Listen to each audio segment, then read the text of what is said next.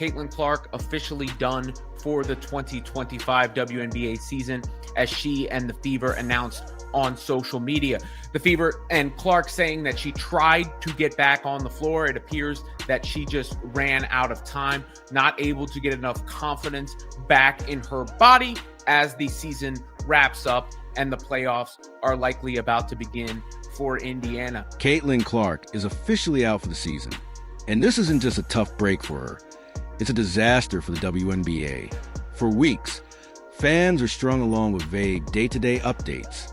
Tickets sold out on the promise of her comeback. Now refund requests are pouring in, and the league's credibility is taking a massive hit.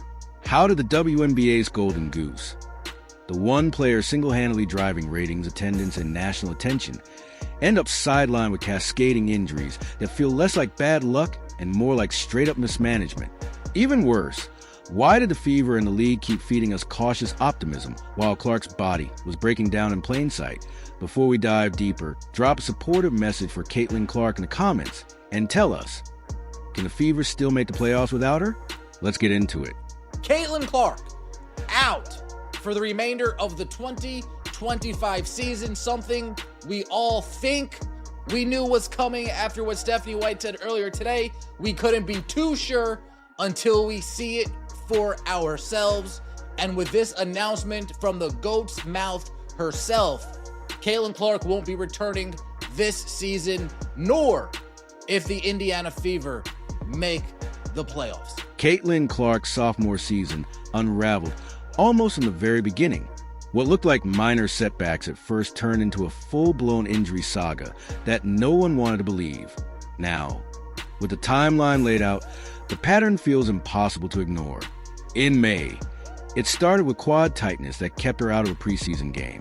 By May 24th, just 4 games into the regular season, she strained that same left quad and missed multiple games. Late June brought another blow, a left groin strain. Then came the breaking point. On July 15th, in the final minute of the game, Clark suffered a right groin injury that officially ended her season. And if that wasn't enough, August brought more bad news. A bone bruise in her left ankle during rehab. What was supposed to be her breakout sophomore campaign instead dissolved into one shutdown after another. By the end, Caitlin Clark had appeared in just 13 games all year. I mean, it's a gut punch that basically encompasses an entire season of it. The Fever have lost so many players to injury, but obviously none bigger than Clark. And there was such a weight for this second season after her magnificent rookie season.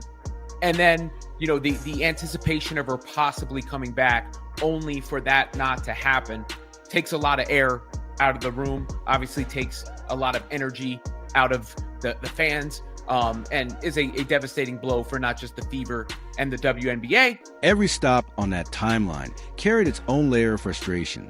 The Fever kept labeling Clark's setbacks as day-to-day, a phrase that strung fans along with hope of a quick return, while ticket sales kept booming. But reality told a harsher story. When she finally came back from the quad strain, it was obvious she wasn't herself. Her minutes were limited, her efficiency slipped, and she looked like a star fighting to find rhythm without ever being fully healthy. Fans saw it, reporters questioned it, and whispers grew louder. Was Caitlin Clark being rushed back too soon? Even her own coach, Stephanie White, admitted during the Fever's West Coast trip that Clark hadn't done much work yet. A quiet but telling hint that she was nowhere near 100%.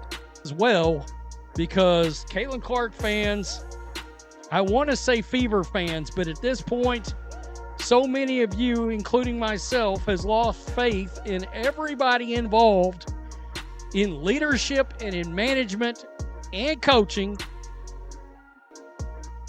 We've just sort of, I got to tell you, I don't have any more real good things to say about the Fever organization as of now, because I will contend that they have known this was going to happen, and they did not want to tell anybody. That's when the fear of overcompensation started to creep in. When one injury isn't fully healed, the body shifts the strain somewhere else, and the cycle just keeps repeating. Think of it like patching one leak in a pipe. while the pressure keeps building behind another. Eventually, something bursts again. Clark's groin injury was a textbook case. Stress rolled from her quad into the surrounding muscles, and her body couldn't keep up. Yet the messaging from the Fever stayed relentlessly upbeat. Fans kept seeing her jog lightly in practice, knock down warm-up shots, even laugh with teammates, and all reinforced the illusion that she was just days away from return. Local outlets echoed the optimism, but specialists knew better. Quad and groin injuries don't magically disappear. They linger, and the faster you try to push through them, the faster they come back. That clash between public optimism and private reality only deepened the sense of betrayal when every almost ready update ended with another crushing setback.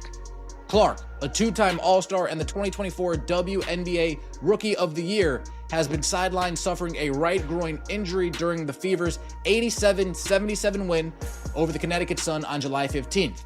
If you guys remember that game, Caitlin Clark put the team on her back in the winding minutes to give the Indiana Fever that lead. Clark also suffered a bone bruise at a later date during her recovery process. July 15th was the breaking point. In the final minute of play, Clark went down again, this time with a groin injury on the opposite side. And with that, her season was effectively over. The collapse wasn't sudden. It was a culmination of months spent grinding through rehab, forcing partial comebacks, and never giving her body the full reset it needed. Then came the final insult, a bone bruise in her ankle during rehab, proof of just how fragile everything had become. By then, the optimism was gone. Fans stopped buying the careful day-to-day updates and saw the truth for what it was.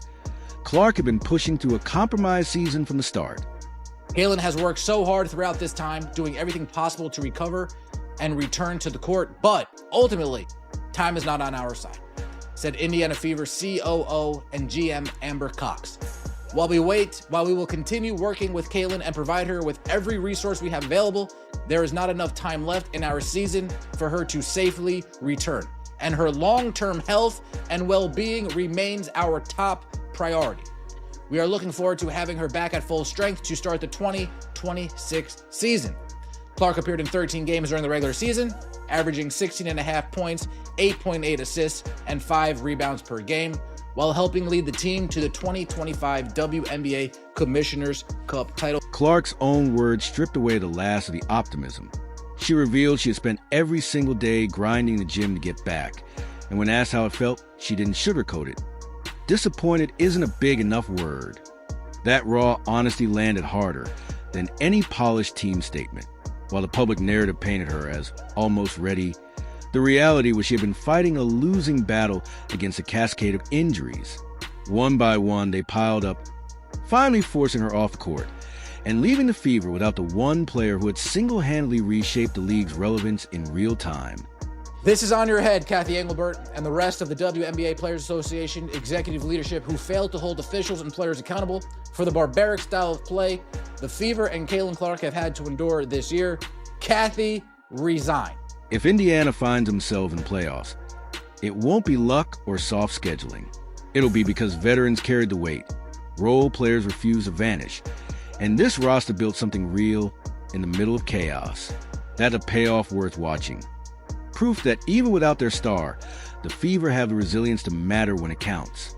But this season is about more than Indiana's adaptability.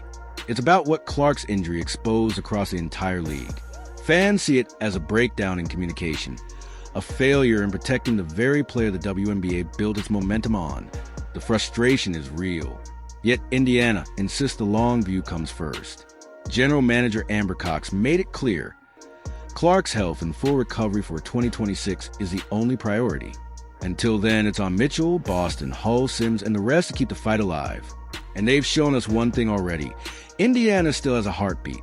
Now it's your turn. Drop a supportive message for Caitlin Clark in the comments and let us know. Can the Fever actually make the playoffs without her? Don't forget to like, subscribe, and turn on notifications so you never miss a moment. Click the video on screen, and we'll see you in the next one.